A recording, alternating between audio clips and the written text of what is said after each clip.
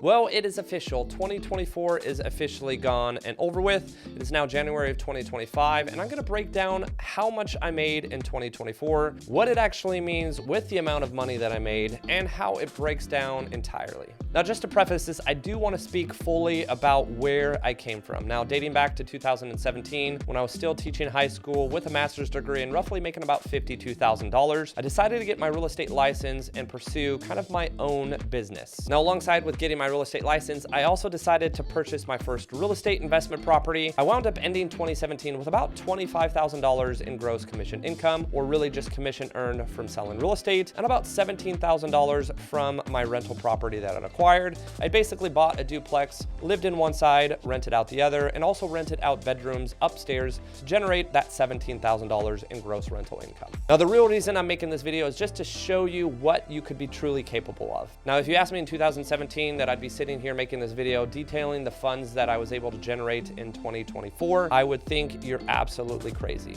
Now, obviously I had big goals. I wanted to leave teaching, get into real estate full time, continue to buy real estate, and needless to say, all of those goals that I wanted to accomplish certainly were accomplished, and so much more. Now, to bring that full circle, dating all the way back to 2017 when I first got my real estate license, moving forward in 2024, I was able to earn $1,251,477. Now, that is not exactly, I haven't filed my taxes obviously for 2024 yet, and I have some last minute detailing that I need to do, but that is the general income that I earned in 2024. Or in other words, that is 25 times the income that I earned back in 2016 to 2018 teaching high school math. So let's go ahead and break it down to the three main sources of income that I generate. Now, I'm not going to include some other minor sources of income that could probably, I guess, accumulate to maybe $10,000, $20,000, $30,000 in total income, but I'm really going to be breaking down the three main sources of income I earned this year. So starting with the largest source of income, and that is my gross commission income, or GCI,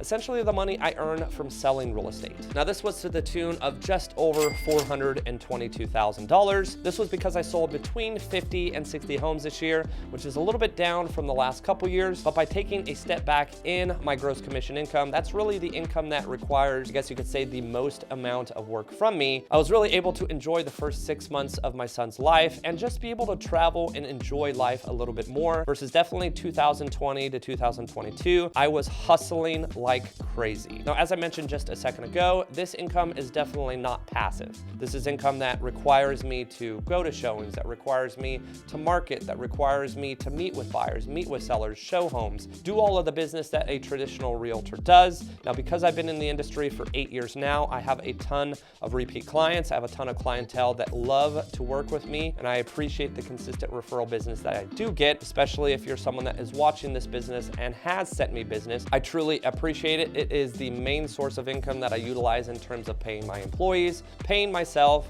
paying my bills, and just allowing my business to continue to run as it has over the last 8 years. Now, as far as my goals for 2025, looking at my gross commission income, I definitely don't want to be anything less than where I was at this year. I think 2025 is going to be a good real estate market here for the Dallas-Fort Worth area. Obviously not a 2020 or 2021, but definitely better than 2024 was. So looking forward into 2025, I expect that income not to grow substantially, but definitely to be more than it was in 2024. So let's go ahead and move to the second source of income. And as I mentioned earlier in this video, all three of these are going to be eerily similar. As I mentioned earlier, my gross commission income is $421,000. Now, the next source of income is again gross income. Just similar to my gross commission income, my gross commission income is before all of my expenses, meaning my employees, all of my expenses that I have to incur as a real estate agent, and then after that, after my gross commission income, I have my net commission income, basically what I actually save, put away, what I actually make at the end of the year. So this next source of income is again gross. It's my gross rental income, basically what all of my rental properties earn on an annual basis. So over the course of 2024, I generated close to $413,000 in gross rental income. Now, one thing I will say about my gross rental income compared to my gross commission income is there are a ton more expenses. Actually, I try not to even show a profit on an annual basis when it comes to my rental properties, because the long-term goal here is not to become rich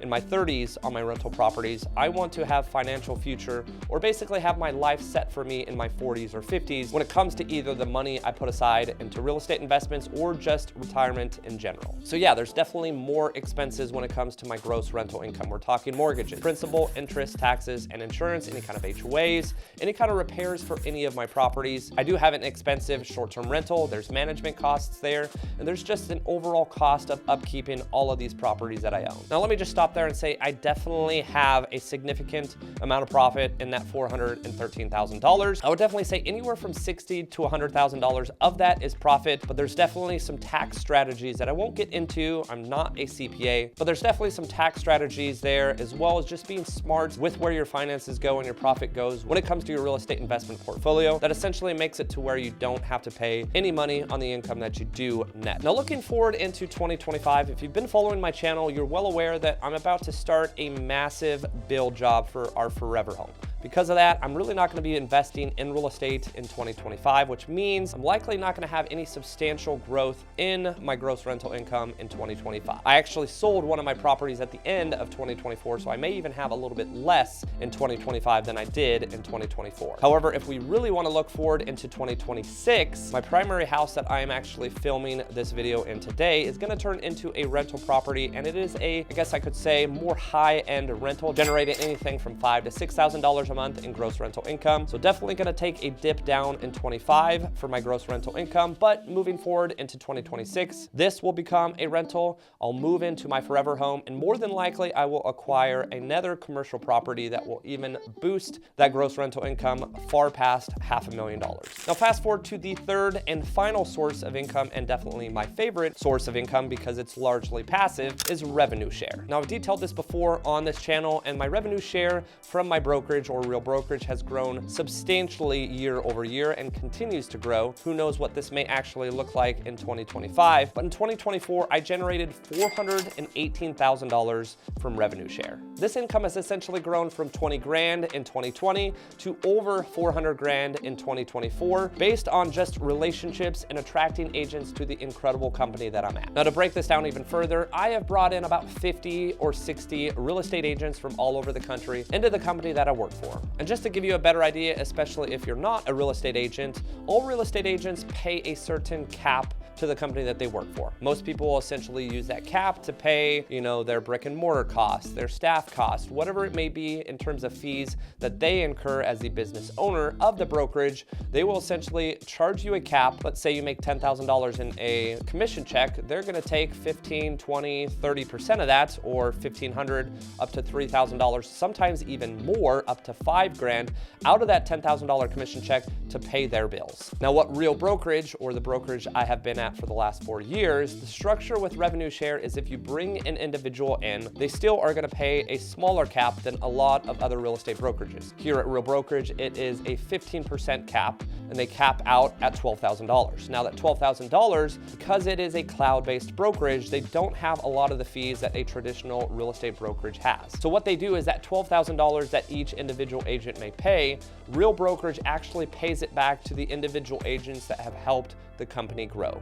So my 50 to 60 agents that I have attracted over the course of the last 40 years have seen the opportunity here, have acquired a ton of stock, and also just crushed it here at Real Brokerage. And my organization has grown to almost 900 real estate agents all over the country. So what does this exactly mean? Well, I collect on 900 different real estate agents across the country, and that source of income is revenue share. So yes, dating back to 2020, I had about 18 real estate agents with me at the company. I've obviously grown that over the course of the last 4 years to grow my revenue share stream of income from $20,000 to almost $420,000. So that really breaks down the three large sources of income that I generated in 2024. I absolutely love the distribution of income that I generated in 2024. There's definitely years in the past where I only earned largely commission, where if I didn't sell a house, I wasn't earning income. This last year was definitely not the easiest when it came to real estate sales. I spent a lot of time focusing on building relationships with those agents,